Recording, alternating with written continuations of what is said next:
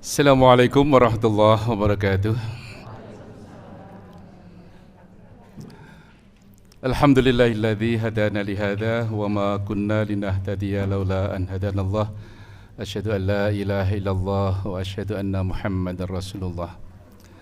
Allahumma salli ala Muhammad wa ala ali Muhammad kama sallaita ala Ibrahim wa ala ali Ibrahim wa barik ala Muhammad wa ala ali Muhammad kama barakta ala Ibrahim wa ala ali Ibrahim fil alamin innaka Hamidum Majid.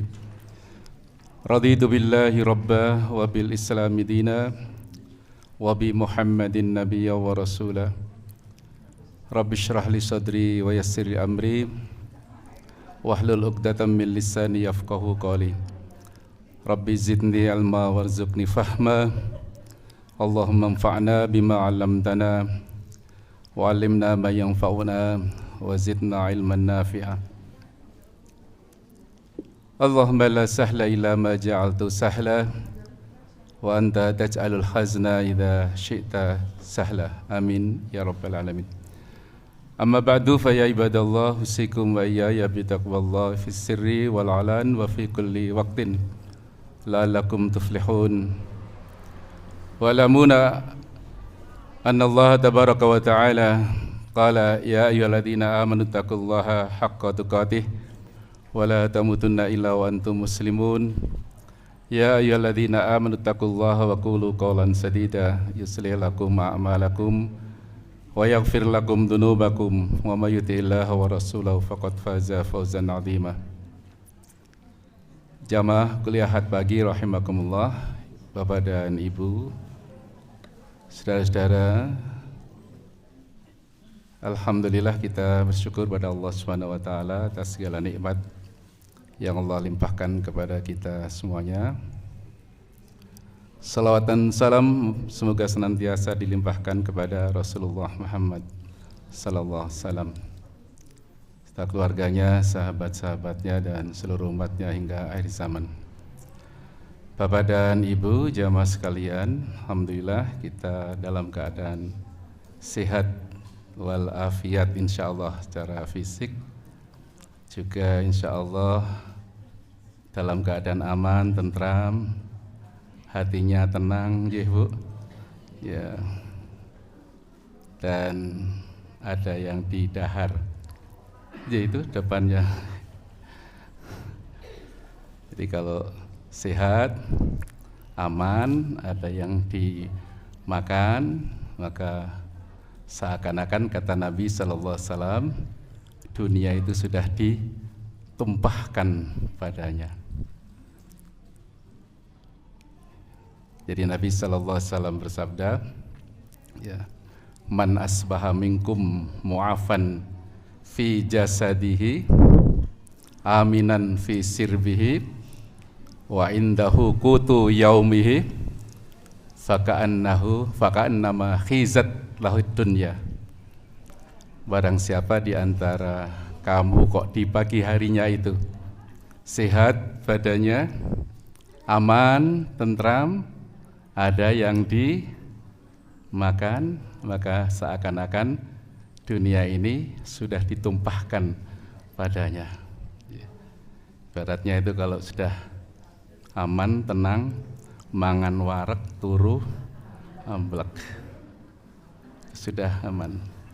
Oleh karena itu kalau kita ingin mendapatkan ridho Allah Subhanahu wa taala, cukuplah kita senantiasa, ya, saat Allah memberikan rasa aman dan ada yang dimakan itu, saat kita minum kita selalu memuji Allah, saat makan kita memuji Allah. Nabi sendiri menyatakan, innallaha la yardha, sungguh Allah itu ridho sekali, anil abdi, kepada seorang hambanya, ayakulal aklata, saat dia makan satu makanan apapun, fayahmaduhu alaiha, kemudian dia memuji Allah, alhamdulillah. Lupa enggak Bu? Saking ngelis sawut langsung mangan, sempat alhamdulillah betul. Karena sudah biasa kadang-kadang lupa. Tapi kalau kita dalam keadaan lapar, ono sing dimakan, kok njur ono sing dimakan, hurung ngemplok wis alhamdulillah. Tapi karena sudah seringnya Allah berikan kenikmatan yang kadang-kadang kita sudah tidak minta lagi karena selalu ada, kadang-kadang lupa untuk bersyukur. Wa ayashrabas surbata fayahmadu alaiha. Saat dia minum seteguk air, kemudian dia memuji Allah, alhamdulillah. Nah, sering-sering kita itu yang sudah banyak makanan, sok-sok lupa berhamdalah. Padahal itu adalah kebutuhan yang sangat pokok. Kalau kita lapar dalam ngelak gitu, sing dipikir ya panganan begitu, nang di urano panganan. Walaupun punya duit gitu ya, kalau nggak ada yang dimakan ya, bahkan makanan menjadi sangat mahal sekali, punya duit berapapun, kayak ngeleh-ngeleh, orang panganan kecuali makanan dan minuman yang sangat mahal pasti akan kita beli. Itulah maka Bapak Ibu sekalian rahimakumullah, hendaknya kita selalu ingat syukur itu. Maka Allah Subhanahu wa taala itu mengingatkan kepada orang-orang Quraisy yang sudah diberikan kebiasaan untuk mencari ekonomi dengan mudah dan aman, selalu mendapatkan keuntungan yang banyak, yang diabadikan di dalam Quran surat Quraisy, li'ila fi Quraisy, karena kebiasaan orang-orang Quraisy. Ila fihim rihlatas syita'i wassaif, yaitu kebiasaan mereka untuk melakukan perjalanan pada musim apa? Dingin dan musim panas. Ya, perjalanan untuk berdagang ke Yaman dan negeri Syam pada musim dingin dan musim panas. Karena sudah menjadi kebiasaan dan rasa aman itu kadang-kadang lupa untuk bersyukur. Maka Allah mengingatkan falya'budu rabb hadzal bait. Mestinya itu mereka itu falya'budu, menyembah rabb hadzal bait, menyembah Tuhan pemilik Ka'bah ini. Menyembah Allah Subhanahu wa ta'ala, alladzi at'amahum min ju' wa amanahum min khauf. Allah yang telah memberikan makan untuk menghilangkan rasa lapar. Panjenengan kan selalu ada makanan. Wa amanahum min khauf, dan memberikan rasa aman dari ketakuan. Itu adalah kebutuhan pokok kita yang Allah berikan setiap hari, tapi kadang-kadang kita lupa bersyukur. Jika kita ingin mendapatkan ridha Allah Subhanahu wa taala, cukuplah kita senantiasa ingat saat minum, saat makan, kita selalu berhamdalah. Lebih-lebih tentu saja Allah berikan kepada kita hidayah. Petunjuk itu sesuatu yang sangat mahal. Mangan wareg turu amblek kalau tidak pernah mendapatkan hidayah, anane ya turu mangan, tulan turu mangan. Tetapi anugerah yang lebih mahal yang diberikan oleh Allah kepada kita itulah hidayah, sehingga dalam keadaan aman, keadaan sehat, kita hadir di majelis-majelis ilmu, di tempat-tempat yang bermanfaat bagi kita semuanya. Bapak Ibu sekalian rahimakumullah. Nah, hari ini kita berada di hari Ahad, tanggal berapa, Bu? Pak? Tanggal berapa? Iya, kelingan memang 11 Januari 2026. Kalau hijriahnya tanggal berapa? Tanggal berapa? Tanggal berapa sekarang hijriahnya? Memang lupa, kita juga lupa, yaitu tanggal berapa? Nah, orang delok tanggalan kecuali, yaitu tanggal berapa? 22 Rajab 1447 Hijriah. Ya. Kita memang punya dua penanggalan, tapi lebih banyak hafal terhadap penanggalan apa? Miladiah, ya. Ya, karena itu dipakai oleh semua orang, baik orang mukmin maupun orang non mukmin. Itu selalu ya. Yeah, ya. Bapak Ibu sekalian rahimakumullah. Yeah. Ya. Sebenarnya tanggal apa yang paling penting buat kita itu? Hijriyah atau Miladiyah? Oh tenane kok nggak betul apa? Nggak betul hafal? Tanggal lahir panjenengan Hijriyahnya apa? Tidak hafal semua. Penting semua gitu saja ya, karena pada kenyataannya adalah dua penanggalan itu menjadi penting bagi kita. Ya, tanggal miladiyah itu dihitung dengan menggunakan apa namanya? Peredaran bumi mengelilingi matahari secara sempurna itu membutuhkan 365 hari lebih lah, 25. Sedangkan penanggalan Hijriyah itu menggunakan perhitungan bulan mengitari bumi selama 12 kali 12 apa maksudnya 12 bulan 12 bulan sambil mengitari matahari ya. Setiap pergantian tahun yang pasti bagi kita pasti adalah pergantian apa Bu? Pergantian apa? Nek tahun baru pergantian yang paling mesti itu apa? Kalender Bu. Ganti kalender anyar tahun sudah kadaluarsa nggak akan dipakai. Kalau yang lainnya nggak baru. Tapi biasanya yang paling kalender yang selalu kita ganti kalender apa Bu? Miladiyah. Nek kalender Hijriah nggak cocok ganti Bu.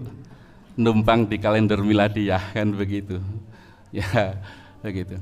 Padahal kalender Hijriah itu adalah ya namanya itu secara eksplisit sebagian dan implisit itu disebutkan di dalam Al-Qur'an. Tapi kalau kalender miladiyah Januari Februari tidak ada yang disebutkan di dalam Al-Qur'an. Apa bulan yang disebutkan di dalam Al-Qur'an, Bapak dan Ibu? Nama bulan yang disebutkan di dalam Al-Qur'an itu bulan apa? Bulan apa, Bu? Bulan Safar, mboten nonton. Rajab, mboten nonton. Napa Ramadan? Syahrul Ramadan alladzi unzila fihil Quran hudal linnasi wa bayyinatin minal huda wal furqan.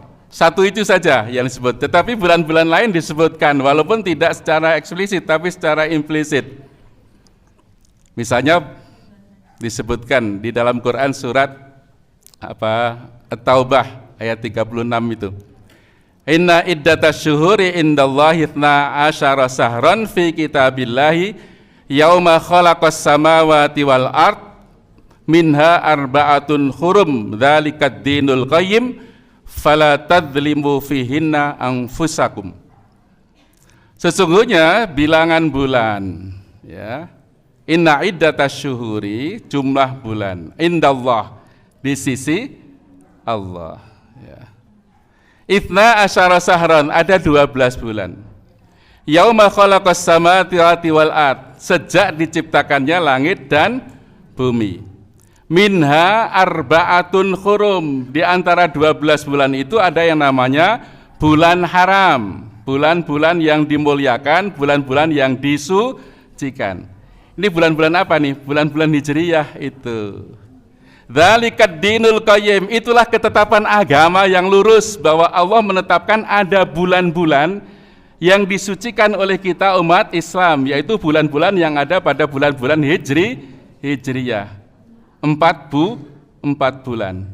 Bulan haram atau bulan yang disucikan itu bulan apa saja? Yang 4 itu. Rajab, Sa'ban, tambah Sa'ban barang Ramadan gitu. Apa Bu?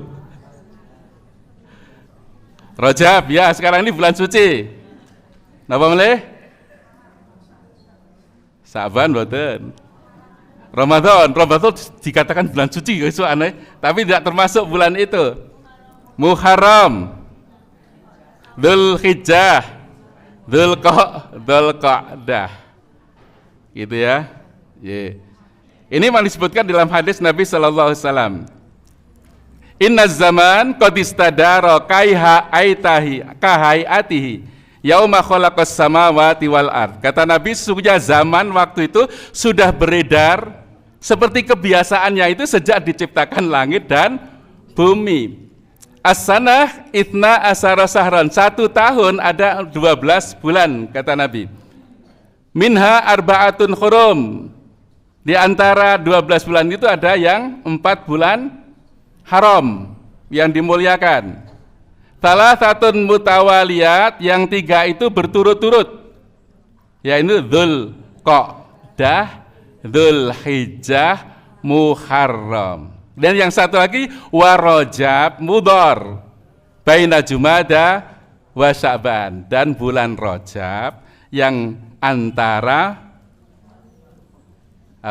Jumadal akhir dan Sya'ban, Rajab. Itu yang jadi ada 4 bulan, yang 3 itu berturut-turut. Itulah waktu pelaksanaan ibadah haji, supaya pada saat itu enggak boleh fala tadlimun anfusakum, janganlah kalian berbuat dosa, mendalimi dirimu sendiri pada bulan-bulan haram.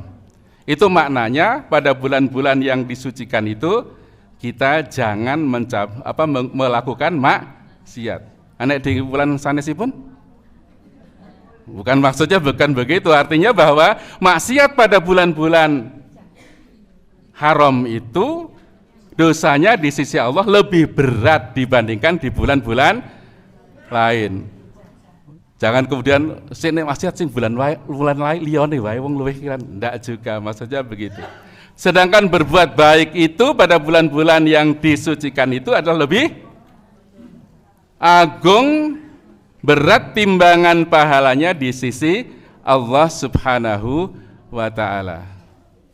Ya, itu di bulan apa saja itu? Muharram, kalau nggak urut nggak ya, Dzulqa'dah, Dzulhijjah, dan Rajab.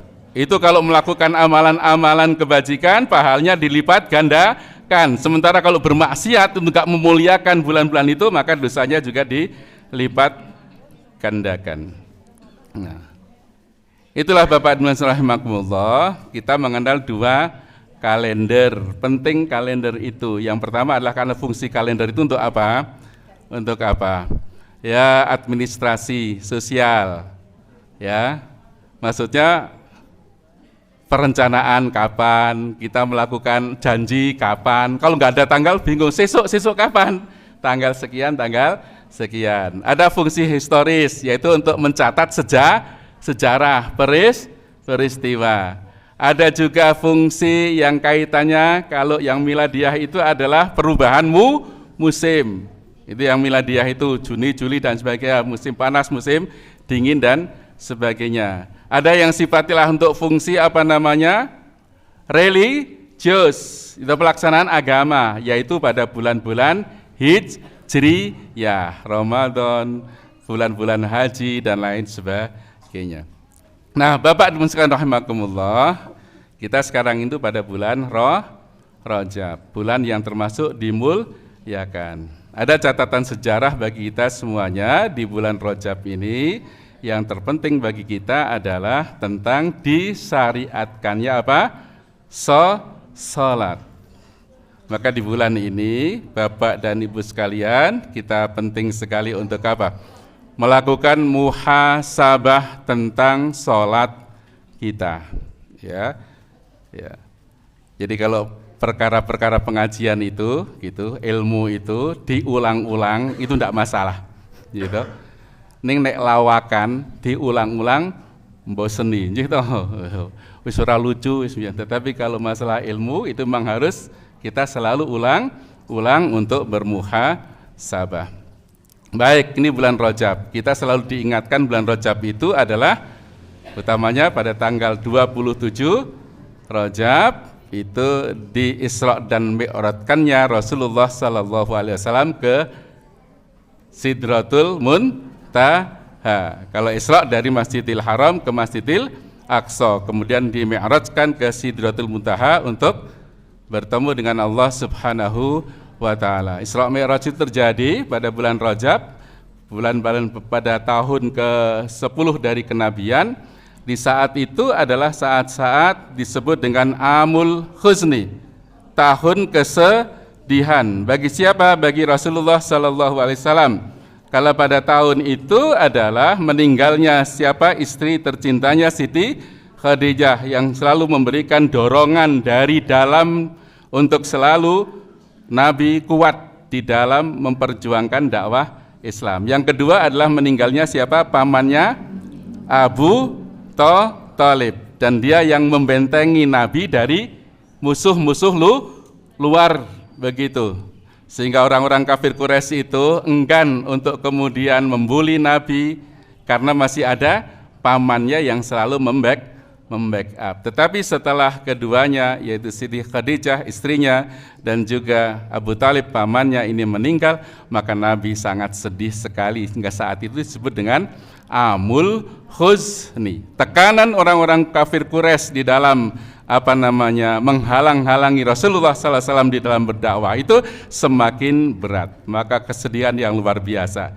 Maka kemudian Nabi di Isra dan di Mi'rajkan, yang disebut itu adalah sebagai saat-saat yang sangat menggembirakan, tasliyah, hiburan bagi Rasulullah SAW. Ketika di bumi dia tertekan begitu, ketika di langit maka dia bertemu dengan para nabi terdahulu, ya, dengan para malaikat, bahkan bertemu dengan Allah Subhanahu wa taala. Nah, saat yang sangat penting adalah pada saat Isra dan kemudian Mi'raj itu diwajibkannya Rasulullah dan umatnya untuk melaksanakan ibadah salat.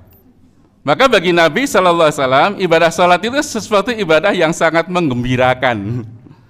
Ya, sangat menggembirakan. Rohatnya, istirahatnya Nabi itu adalah saat sholat. Nek panjenengan istirahatnya kapan? Dulu. Nabi itu sholat, istirahat itu ya saat sholat. Di luar sholat itu untuk aktivitas itu dakwah dan sebagainya, kan sibuk begitu. Lah, waktu istirahatnya adalah waktu sholat. Setiap kelelahan di dalam melakukan urusan dakwah, maka setiap waktu sholat itu tiba, selalu beliau memanggil Bilal. Ya Bilal, arihni, ya Bilal, arihni. Wahai Bilal, berikan kesempatan, ayo istirahat, biar aku istirahat. Artinya supaya apa? Bilal segera mengumandangkan adzan. Dan bagi Nabi, sholat itu adalah istirahat. Adalah kenikmatan yang paling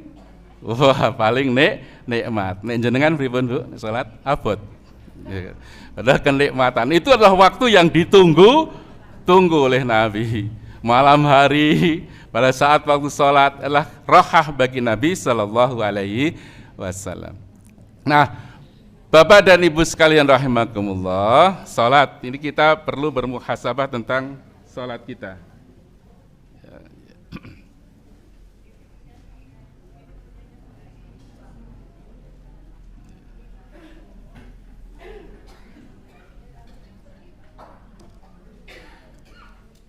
Yes.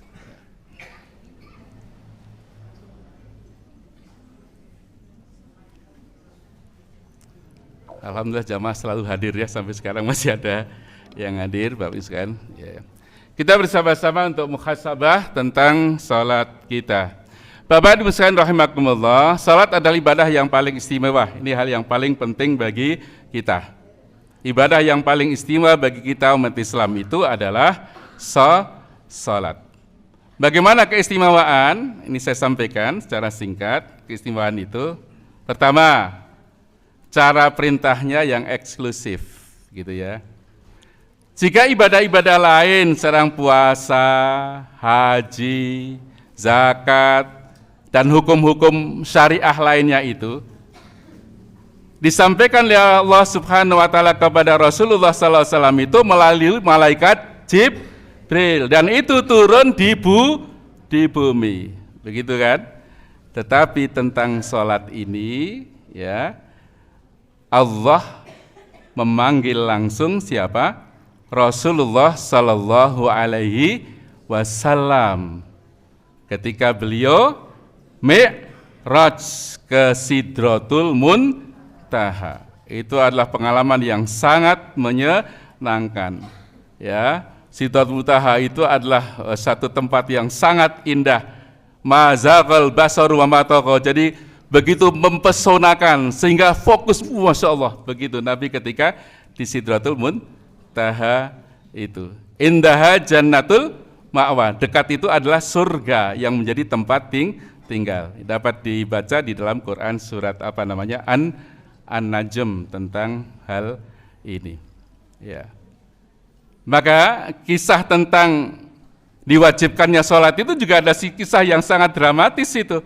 Konon gitu, pertama kali itu diperintahkan kepada Nabi untuk umatnya supaya sholat 50 kali waktu dalam sehari. Ketemu siapa? Nabi Musa. Ora kuat gitu artinya.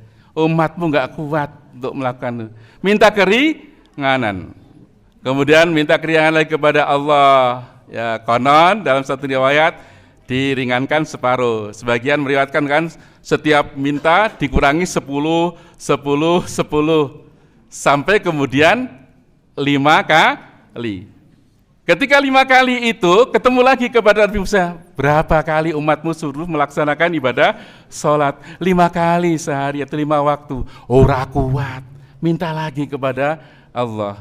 Tetapi Rasulullah SAW mengatakan, aku sudah malu, isin jaluk nyuwun. Maka kemudian biarkan ketetapan itu kemudian menjadi ketetapan untuk melaksanakan ibadah sholat bagi kita, yaitu sehari 5 kali. Begitulah, ini keistimewaannya. Yang kedua, tiang agama, yang jelas itu. Hadis Nabi SAW mengatakan, hadis yang sangat populer, ya. Walaupun sebagian mengatakan ini adalah dhaif, tetapi ada syahid, ada penguat dari hadis-hadis yang lain yang mengatakan bahwa sholat itu adalah tiang agama. As-sholatu imaduddin. Faman aqamaha faqad aqamaddin. Wa man tarakaha faqad hadamaddin. As-sholatu imaduddin. Sholat itu adalah tiangnya agama, penyangganya agama.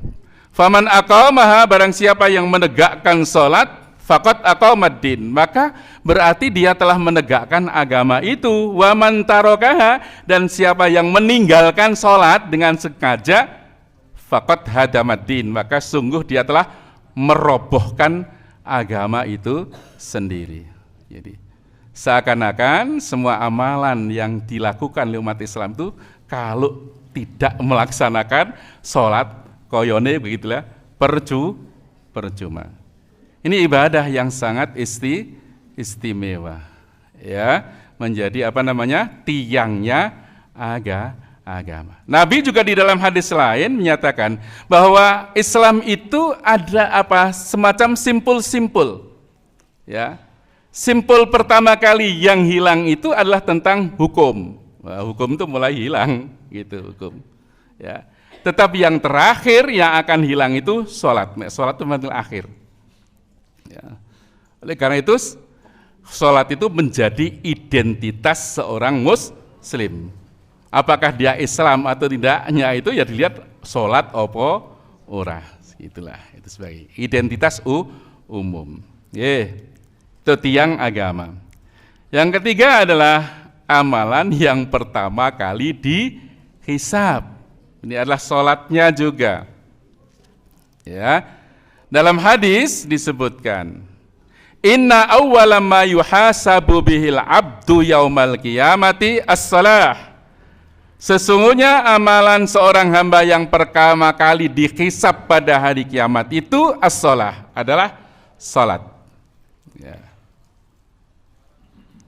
Fa in saluhat sairu amalihi. Kalau sholatnya baik, ya, maka insya Allah semua perbuatan yang lain itu adalah baik, gitu.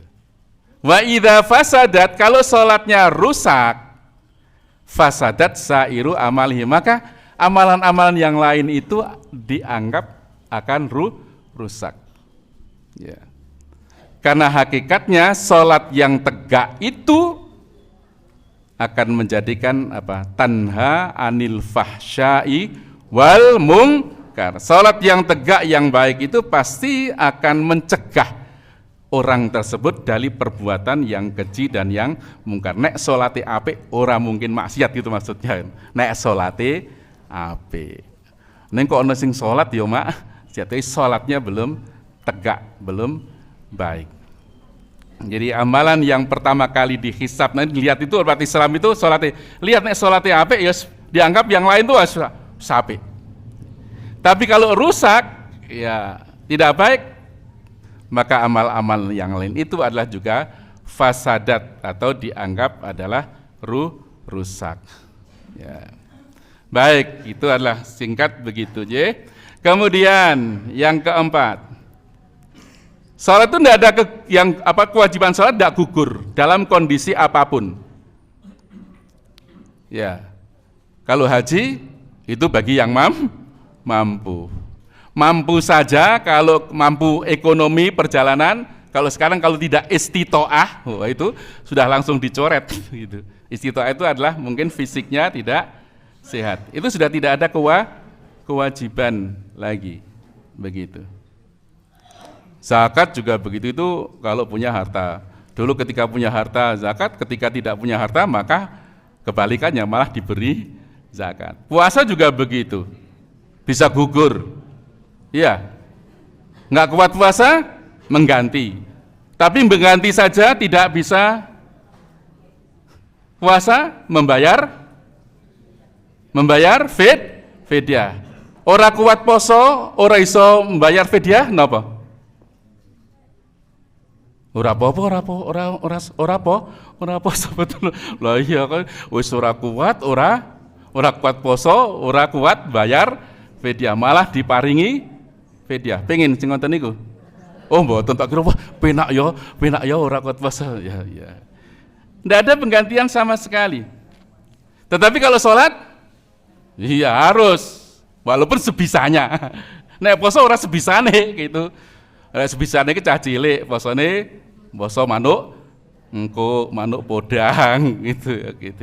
Tapi kalau enggak puasa enggak kuat ya enggak puasa namanya, puasa. Tapi kalau salat enggak kuat berdiri boleh duduk. Enggak kuat duduk berbaring. Itu pun dengan gerakan. Kalau masih ya gerakan.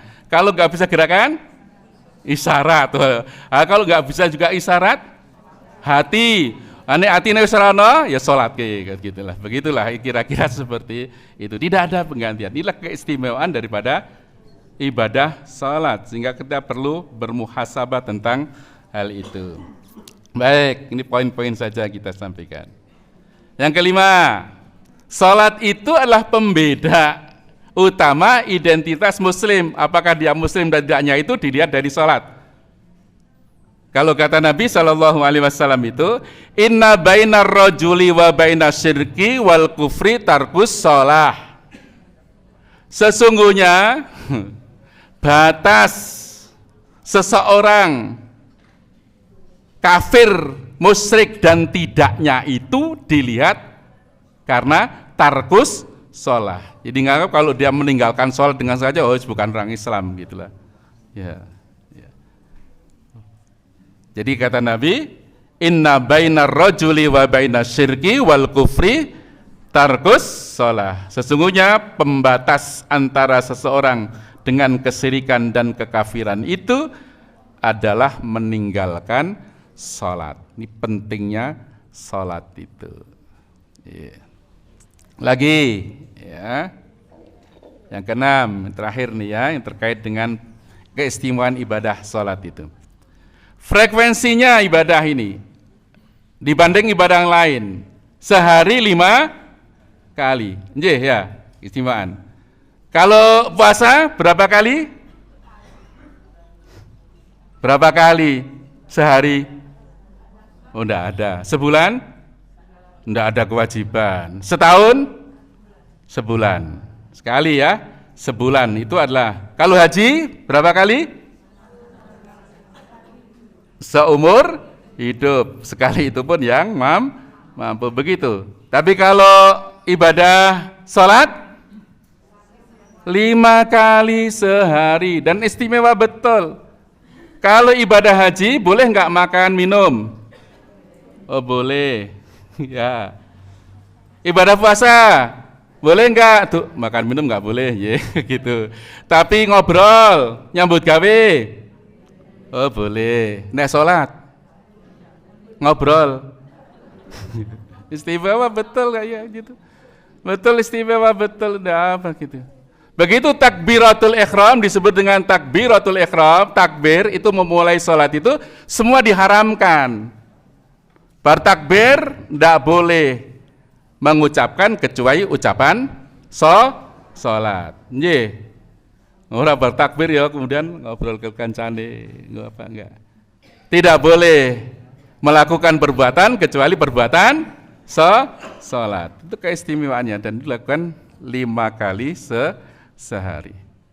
Dan manfaat spiritualnya adalah antara sholat dengan sholat itu adalah menjadi penghapus dosa. Kita itu mendapat kesempatan untuk dihapuskan dosa pada setiap kali sholat. Saya sampaikan hadis Nabi sallallahu alaihi wasallam. An Nabi Hurairah radhiyallahu anhu anna Rasulullah sallallahu alaihi wasallam qala, dari sahabat Abu Hurairah, semoga Allah meridai beliau, bahwa Nabi sallallahu alaihi wasallam bersabda, ara'aitum law anna nahran bibabi ahadikum. Bagaimana pendapat kalian jika ada sungai, sungai itu berada di depan pintu rumah di antara kalian. Yaktasilu minhu kulla yaumin khamsa marratin. Kemudian dia selalu mandi setiap harinya itu sampai 5 kali. Panjenengan atuse ping pinten? Kan gitu 2 kali. Kadang-kadang ya ora adus. Oh iya. Ini diibaratkan kalau ada sungai, kemudian kan karena saking dekatnya kan, kalau orang kaya mungkin banyak kolam renang kan gitu. Dan kemudian mandi setiap hari itu 5 kali gitu. Kemudian Nabi bertanya, fahal yabqa min daranihi syai'un? Kira-kira apakah isih duwe dangkal? Dangkal ngerti ya. Adakah masih ada kotoran menempel di badane, wong kerjane odas adus gitu. Apakah masih ada kotoran yang menempel? Kalau jawaban sahabat itu spontan, kira-kira odas adus kan gitu ya. Adus kadang medok tau kayak ngene meropol ya, moprol gitu ya, bersih begitu. Kalau la yabqa min daranihi syai'un, wahai Nabi, tentu bersih, tidak ada kotoran pun yang menempel pada badannya. Qala, kemudian Nabi bersabda, fadzalika mathalus shalawatil khamsi. Demikianlah perumpamaan salat 5 waktu.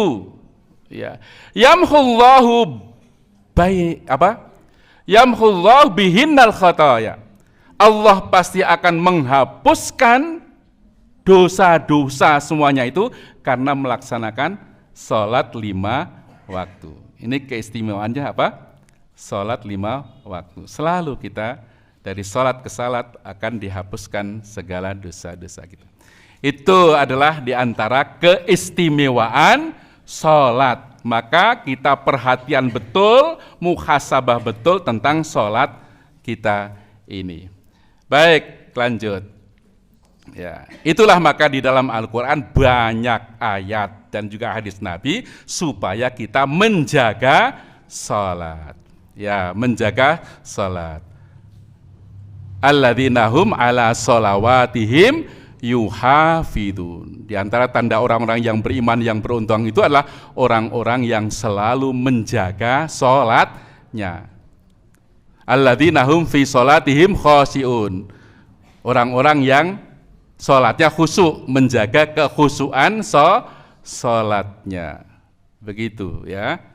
Termasuk di dalam Quran surat Al-Baqarah ayat 238 itu Allah perintahkan secara khusus, hafidhu alas sholawati, jagalah, peliharalah sholat-sholatmu itu. Wassalatil wusta, demikian pula sholat wusta. Sholat wusta itu banyak penafsir yang mengatakan sholat asar. salat asar. Salat asar termasuk salat wusta, pertengahan begitu.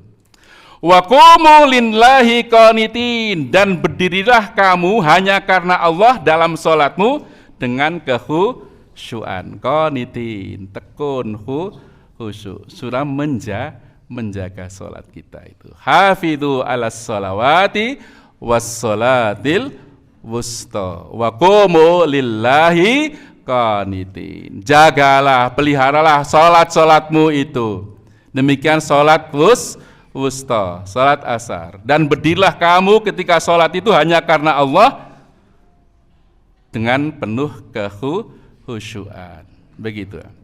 Dalam ayat lain disebutkan alladzina hum ala sholatim daimun, dan orang-orang yang selalu daim salatnya. Daim itu bisa berarti konsisten, terus menerus dawam. Daim itu berarti tenang, terus menerus dan penuh dengan ketenangan.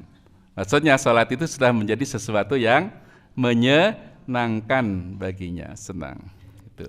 Hafidhu 'alas sholawati was sholatil wusta. Itu perintah supaya kita menjaga, memelihara salat kita. Ya. Sebaliknya orang yang tidak menjaga salat adalah orang-orang yang akan mendapatkan kecelakaan. Bahkan Allah menyebutkan fawailul lil musallin. Loh, ini malah gini. Maka celakalah orang-orang yang salat. Siapa? Alladzina hum an salatihim sahun. Yaitu orang-orang yang lalai dari salatnya. Lalai. Lalai itu berarti kebanyakan kebalikan dari menjaga. Allah sebutkan dalam Quran itu ya, karena dalam bahasa Arab itu sahaan beda dengan sahafi. Ya. Sahaan itu adalah lalai, itu sengaja memang melalaikan. Tapi kalau sahafi itu lalai dalam pengertian lupa. Gitu nggih? Nek lupa itu menjadi sifat manusia. Kadang-kadang lali mboten? Lali salat napa lali rakaat gitu ya. Ada lali, itu sudah sesuatu yang lupa. Ning kadang-kadang juga lali wis salat apa durung? Oh mboten, ya begitu. Ya. Tapi kalau lali betul ya tidak apa-apa.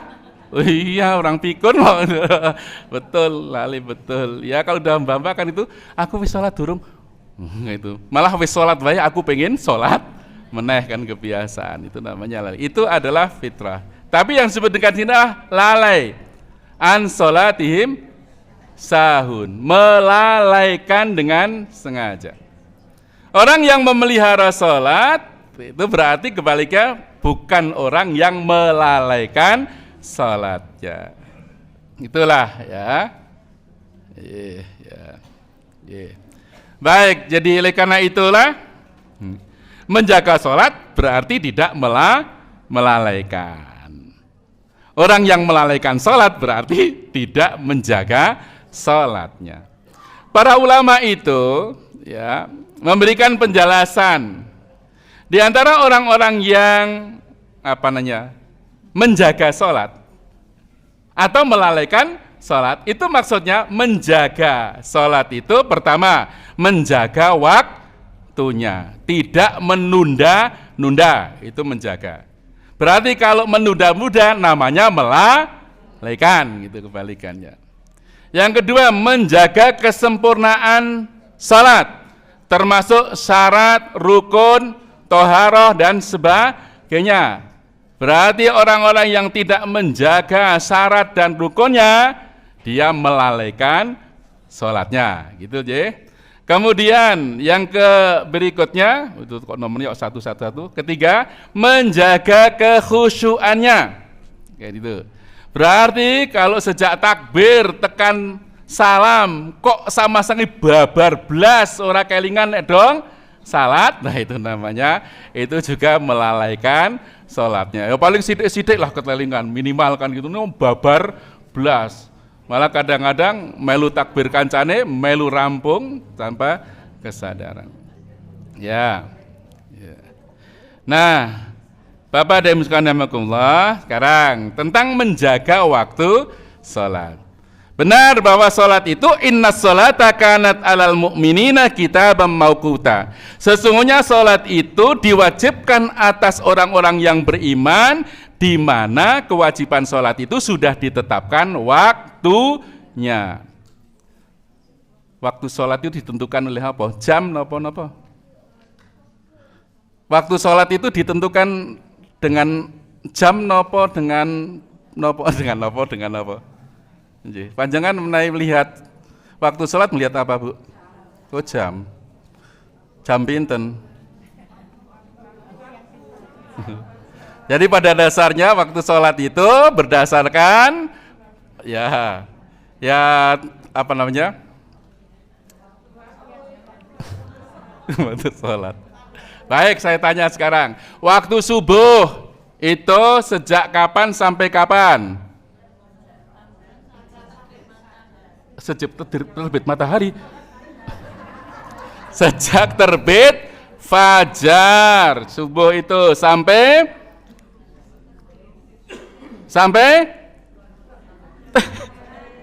terbit matahari. Itu adalah waktu sholat. Apakah panjenengan setiap mau sholat subuh melihat terbit fajar yang sudah merah? Oh, enggak. Oh, melihat apa? Jam. Boleh enggak melihat jam? Iya, karena itu sudah hisab, itu namanya hisab. Hisab itu perhitungan bahwa jam sekian wis meletek fajar. Pas jam semene wis kok meletek terbit matahari itu. Tapi pada dasarnya itu adalah fajar sampai terbitnya matahari. Sholat duhur, tergelincirnya matahari condong ke barat, dah sampai kita sudah dipelajari, memang mengerti ini jam kok.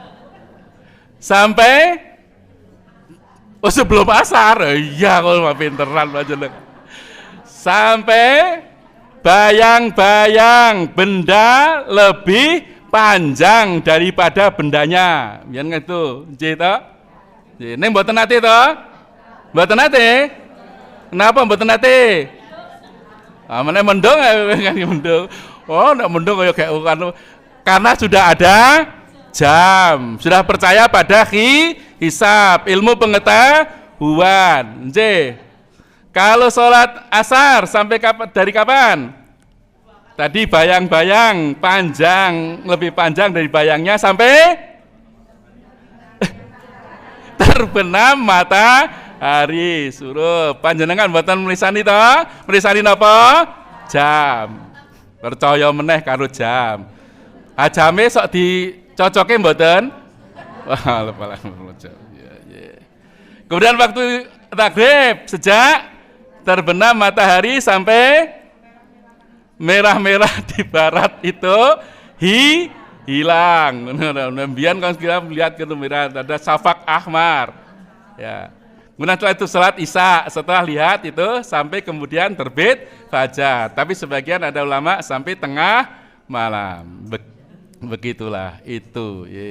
Ning panjenengan jam. Itulah namanya hisab. Hisab itu sudah pasti kebenarannya. Nek ndelok urung mesti apa meneh nek mendung. Nah, Ramadan itu begitu. Dulu saat belum ada ilmu pengetahuan itu selalu melihat hilal. Nek ora ketok mergane mendung, maka digenapkan bulan Sa'bannya sampai 30. Kan gitu. Nah, kalau sekarang mbok mau mendung karo pendung, percaya karo hisab, ora jam nek poso. Berarti hisab. Lah itulah. Dan Muhammadiyah selalu sudah menggunakan hisab. Dulu namanya hisab wujudul hilal, sesuai dengan matlak tempat terbitnya hilal. Bisa berbeda, tapi sekarang sudah menggunakan namanya kalender Hijriah global tunggal. Itu untuk memastikan biar satu hari satu tanggal, karena tanggalan itu penting kalian diantaranya untuk administrasi dan sosial. Ya, dewe halal bihalal kapan? Tanggal 5 Syawal. Nggak bisa tahu sing Syawal tanggal 5 sing dino apa? Tidak ada begitu. Kalau sudah jadi satu itu cukup ya, pokoknya 5 Syawal. Ini sekarang kan masih beda-beda. Nah, Muhammadiyah itu punya kemajuan dan itu punya dalil dasar. Bagaimana kalau seluruh dunia itu umat Islam punya satu tanggal. Dan itu sudah mulai banyak yang merespon dengan baik. Baik, jadi itu salat itu adalah sudah ada waktunya. Nah, menjaga waktu salat itu berarti tidak menunda-nunda. Ketika dia punya kesempatan langsung salat, ora engko kondisi, iya, iya gitu ya. Bahkan kemudian banyak yang kemudian sampai menunda di luar waktunya. Wah, gitu ternyata karena menunda. Nah, yang terbaik itu adalah ketika sholat itu sholat di awal waktu itu memang. Nabi SAW ditanya oleh sahabat, ayul amali ahabbu ilallah, amal apa yang paling dicintai oleh Allah? Maka Nabi mengatakan as-salatu ala waktiha, salat pada waktunya, tepat on time itu tepat pada waktunya. Begitu waktu salatnya maka salat. Qultu tsumma ayun, kemudian apa itu? Birrul walidain. Yang kedua adalah birrul walidain, berbakti kepada orang tua. Qultu tsumma ayun, kemudian apa lagi? Al jihadu fi sabilillah. Ini maksud dalil bahwa ya, amalan yang paling dicintai oleh Allah itu ketika kita bisa melaksanakan salat tepat pada waktunya. Tidak menunda-nunda salat. Wonten sing nunda-nunda.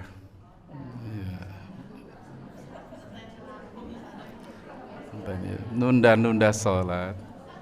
Ya. Ini termasuk orang-orang yang melalaikan salat, yang menunda-nunda. Apalagi kemudian tidak pada waktunya, sudah di luar waktu. Wah, nek mepet meneh ke susu, wah udah cepat begitu. Yeah.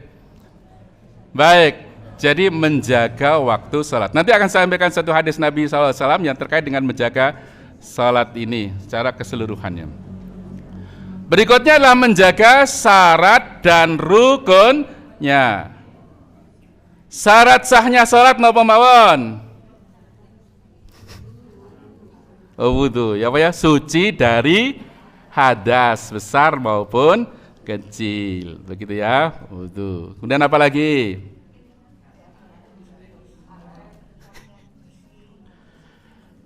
Suci badan, pakaian dan tempat dari najis, ya kan, itu perhatikan betul. Kemudian ketiga,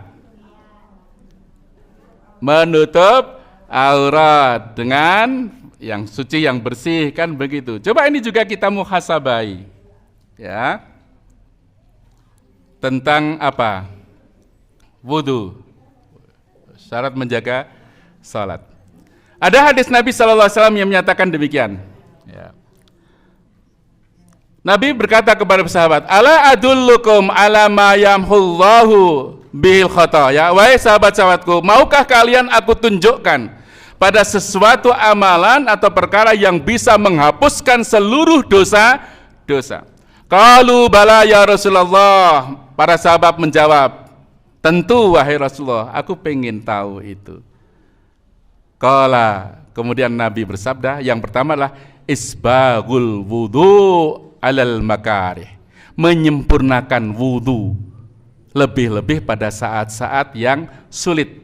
Sulit itu mungkin apa, mendesak atau apa. Sulit itu bisa jadi adalah ketika waktu dingin, naik anyes wudune ora sempurna lho, cik kan begitu ya.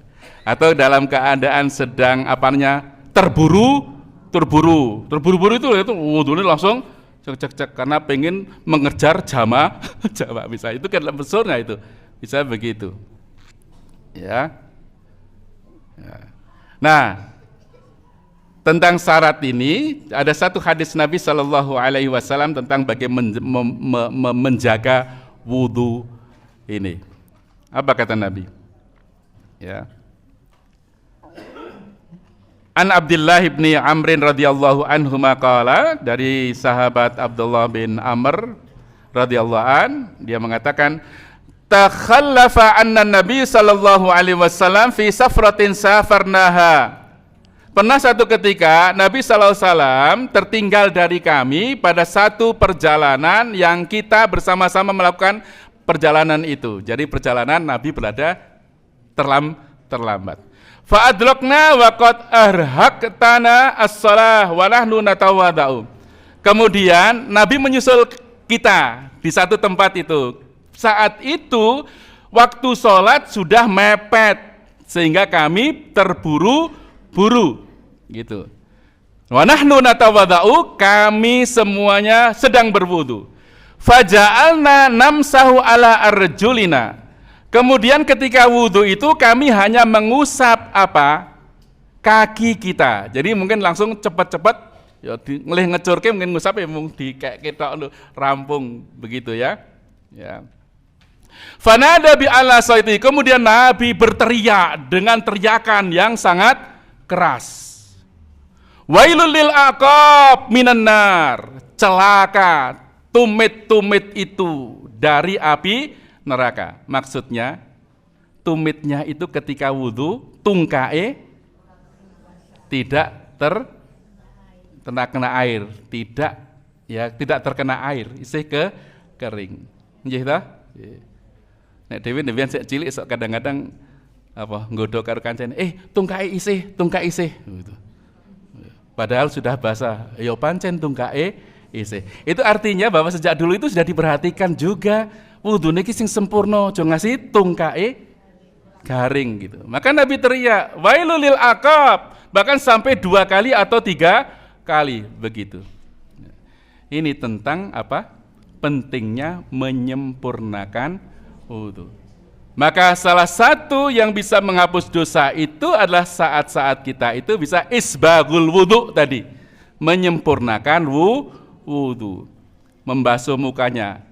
Ya memang rukun wudhu itu cuman apa? Niat, membasuh muka, membasuh kedua tangan sampai siku, kemudian mengelap kepala, bukan rambut. Nah, rambut roboti dawa ngeten. Kepala, dan kemudian membasuh kedua kaki sampai mata kaki. Tapi kesempurnaan wudhu ya sesuai dengan dilakukan dengan sunnahnya, yang baca basmalah, menggosok, mengulangi 3 kali, kan begitu ya, sampai juga dengan berkumur, kemudian apa? Istinsar begitu, termasuk juga berdoa. Itu namanya sempurna. Orang kesusu kan kadang nggak sempurna, begitulah. Ya, itu adalah salah satu yang bisa menghapus doa, yaitu apa namanya? Menjaga wudhu, menyempurnakan wudhu, termasuk menjaga syarat. Termasuk menutup aurat, ya yang sempurna, rukuhnya yang tidak transparan. Di samping juga bersih dari najis. Ya mungkin kadang-kadang rukuh sok ya bersih dari najis, ning kadang-kadang pirang-pirang minggu ora dikumbah apek gitu ya. Itu kadang-kadang gitu. Nah, kadang-kadang kalau kita niteni itu, ya ibu-ibu, nah kita itu nek jenenge baju itu mesti sedina ganti nggih. Nek rukuh sepinten, Bu? Setahun nek dongar bodo. Iya. Tuku rukuh ya kadang setahun pisan gitu ya. Itu kadang-kadang ora ganti-ganti begitu. Lah itulah itu kesempurnaan. Bersih dari najasa, bersih itu menyempurnakan juga. Coba kalau pakaiannya bersih, wangi, kan begitu. Juga akan membawa kepada kesempurnaan salat berikutnya. Tempatnya juga bersih dari najasa. Ya. Termasuk kalau berjamaah, yaitu ya pakaiannya yang baik. Maka pada sholat Jumat itu disunahkan untuk mandi, dahulu kan bersih, bahkan pakai wangian. Itu untuk kenyamanan. Ya jamaah orang sunah kok ngono, dan bar nyambut gawe keringetan ora kerasan begitu. Itulah pentingnya itu menjaga syarat itu sampai segitu. Ya. Jangan ya sekedar memang menutup aurat itu hanya sampai batas pusar sampai dengkul yang laki-laki. Ya harus rapi, walaupun yang penting menutup aurat. Kesopanan dan sebagainya. Termasuk kesopanan itu sholat jamaah itu ojo nganggo kaos sing tulisane nang mburi ganggu wong liya, sing maca kentir gitu. Wah, bagus itu. Itu makruh, itu kurang ajar. Ya. Itu adalah kesempurnaan menutup aurat itu. Ya. Jadi ya itu adalah menjadi pembawa kepada syarat, yang menjaga syarat, karena akan menjaga berikutnya pada rukunnya itu akan terjaga juga kalau syaratnya itu terjaga. Gitu. Kita kalau sholat kok sudah mandi bersih lebih nyaman daripada kemudian mesti keringetan, nganggo sarung wae ora rapi, besual gitu, arep lotrok diunggahke meneh, arep lotrok di. Nah, itulah syarat dan rukunnya. Baik. Rukun juga demikian tentu saja. Rukun ya. Gitu, rukun itu adalah ketika kita melaksanakan sholat. Rukun itu ada qauliyah dan fi'li. Ya, qauliyah itu adalah ucapan. Kalau ucapannya benar, kan gitu. Ya, ucapannya pasti juga akan menjaga terhadap kesempurnaan sholat itu. Ya. Membaca bukan membatin. Mengapa sholat begitu cepat kira-kira mergane batin macam nek moco walaupun sak cepet-cepetnya moco mesti akan ada tamakninah walaupun sedikit. Coba membaca. Ya. Tapi kalau rukuk i'tidal hurung sempur, nah mocone apa gitu. Sujud kayak betul langsung itu tidak sempurna. Bacaannya disempurnakan.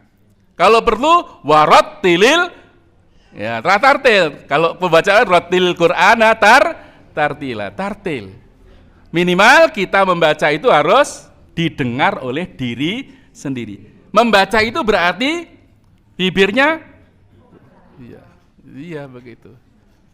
Coba kalau membaca secara benar itu pasti akan terjadi. Ya kadang-kadang kita ada orang yang melakukan sholat yang tercepat itu, kalau pas rawih itu ya ada yang berapa? 23 sampai 7 menit. Kira-kira kurung bocan. Sing terbaca cuman bismillah sama dolin. Jajal loh. Tapi kalau tartil tidak mungkin kan gitu. Termasuk Allahu Akbar. Itu berarti nggak baca kira-kira. Wah, ini jadi kebanggaan juga masuk Guinness Book. Wah, tercepat seduh. Begitu. Nah, kan itu. Bismillahirrahmanirrahim. Allahu Akbar. Bismillahirrahmanirrahim. Allah begitu kan begitu ya. Yang belakangnya juga enggak kita amin kata, cuma apa? Men begitu. Jadi kalau membaca walaupun sak cepet-cepetnya membaca ini kan gitu, kalau ini bibirnya itu tetap akan terbaca. Dengan membaca qauliyahnya bagus itu pasti gerakannya juga akan tamakninah. Ini tamakninah. Dan kita membaca bacaan setelah sempurna gerakannya. Allahu Akbar juga mengangkat. Jadi kadang-kadang mengangkat itu sempurna juga. Sok-sok tidak kuat lagi mengangkat tangan. Allah. Ya, gitu. Sami Allah. Kan begitu. Jadi kesempurnaan membaca tadi, kalau membacanya sempurna pasti Allah pasti akan membawa kesempurnaan sholat. Kalau gerakannya tamakninah juga akan membawa kepada nanti pada penjagaan berikutnya adalah tentang kekhusyuan. Itu pasti semacam itu, membawa kekhusyuan. Ya, jaga itu. Oleh karena itu ada satu hadis Nabi SAW. Rasulullah bersabda, aswa'un nasi sarikotan alladzi yasriku min solatihi. Seburuk-buruk pencuri itu adalah yang mencuri dari solatnya. Kok nyolong solat?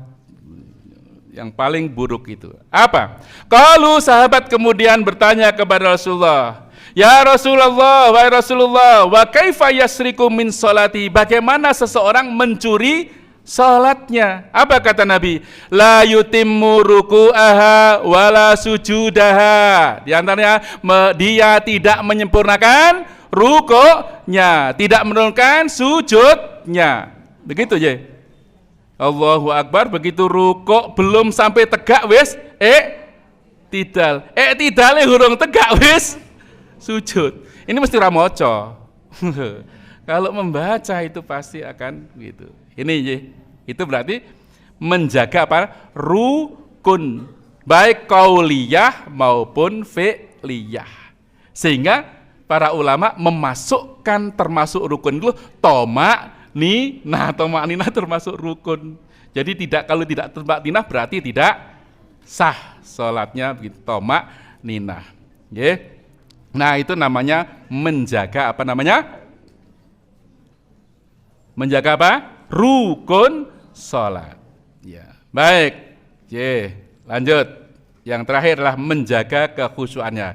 Kalau ini adalah hal yang lain. Tapi tadi, kalau syaratnya itu sempurna, gitu, wudunya baik, pakaiannya baik, tempatnya bersih, arah kiblatnya juga sudah jelas, kan gitu. Pasti akan membawa juga kepada rukunnya terjaga, bacaannya baik, kemudian gerakannya sempurna dengan penuh tomak-ninah. Pasti akan membawa kepada berikutnya insya Allah kekhusyuan. Maka menjaga kekhusyuan di antaranya Quran surat Al-Mu'minun, qad aflahal mu'minun, sungguh berbahagia orang-orang mukmin itu, di antaranya alladzina hum fi sholatihim khasyi'un, yang sholatnya khusyuk. Khusyuk ini pembahasan tersendiri sesungguhnya. Kemudian dalam Quran surat Al-Baqarah ayat 45, wasta'inu bis-sabri was-shalah wa innaha lakabiratun illa 'alal khasyiin. Mintalah kamu pertolongan melalui wasilah. Pertama sabar, kemudian yang kedua salat. Tapi sungguh salat itu sangat berat.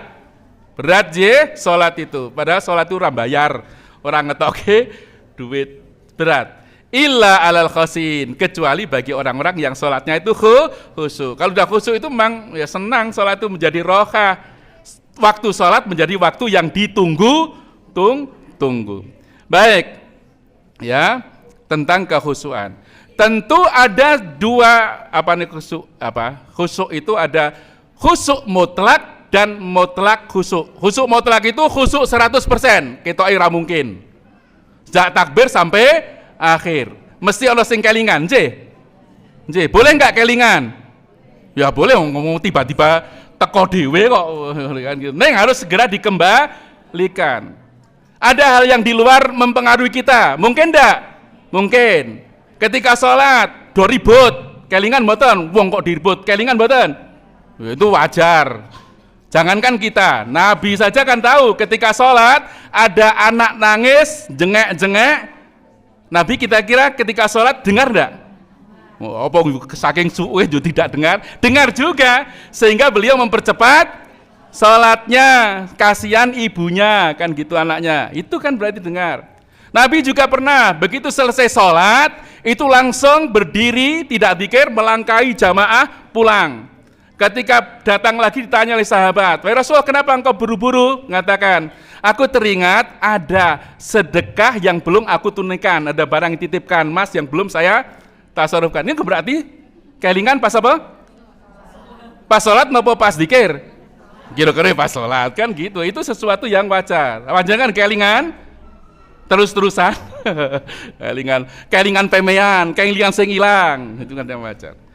100% mutlak hampir tidak bisa. Tetapi kita harus selalu mengembalikan. Itulah maka Nabi mengingatkan kepada kita dalam satu hadis, ini yang terakhir, innar rajula la yansarifu, sesungguhnya seseorang itu kembali selesai sholat, wa ma kutiba lahu illa usru salati, dan dia tidak mendapatkan sholatnya, tidak dicatat sholatnya sebagai berpahala, illa usru salati, kecuali hanya 1/10-nya. Tok 1/10, mungkin 1/10 sing khusyuk niku to ya tamaknina ning yo kelingan gitu ya. Nah itu sila kembalikan ya. Tus'uhu 1/9-nya, thumunuhu 1/8-nya, subu'uhu 1/7-nya, sudusuhu 1/6-nya, khumusuhu 1/5-nya, rubu'uhu 1/4-nya, thuluhu 1/3-nya, nisfuha maksud nisfuha 1/2 setengahnya. Panjenengan berapa kira-kira? Setengah onten mboten? Onten mboten setengahnya? Oh, ya minimal gitu kan. Ini disebutnya, tidak sebutkan kemudian berapa? 100%. Inilah kekhusyuan. Tetapi kalau kesempurnaan syarat rukun dijaga, insya Allah sedikit atau banyak kekhusyuannya akan terjaga. Karena hal-hal yang mengganggu itu kadang-kadang adalah mengganggu karena apa? Eksternalnya. Pas sholat weruh opo, pas sholat mambu opo, pas sholat kebelet. Nah, kira-kira pripun niku? Nek kebelet kentut itu sah enggak sholatnya? Sah lho mboten? Sah, nggih. Padahal nahan terus. Kok jan imame kok suwi tenan ki ya, kan gitu. Tergantung tekanan. Harus tergantung tekanan apa? Udara. Nek kuwi kok pancen ora iso ditahan, jangan ditahan. Ya sama pergi gitu. Gitu, itu penting itu. Kalau itu malah mangkel kalau imame, wah jan wis pengen anu ngene. Pinggir-pinggirnya ya susah juga ngopo kan gitu. Ya kalau udah nggak kuat mau pipis atau apa itu karena itu mengganggu. Tetapi kalau hanya pengen kok tidak tidak tertekan itu nggak mengganggu nggak apa-apa. Timbang kemudian sidik kroso ngentut metu kayak takbir kroso metu ayo rampung itulah. Termasuk kan makanan juga itu kalau sudah tersedia makan dulu sebelum ya kan di sholat itu karena pikiran. Kadang-kadang yang mengganggu sholat itu karena faktor-faktor di luar kita. Maka nggih Ibu, sudah mulai gitu. Insya Allah ini namanya muhasabah, sholat kita, sholat yang sangat penting. Jadi khusyuk itu ada namanya khusyuk mutlak, khusyuk di seluruh bagian sholat. Saya kira ini berat bagi kita, tapi ini adalah mutlak khusyuk di sebagian sholat. Berapa persen?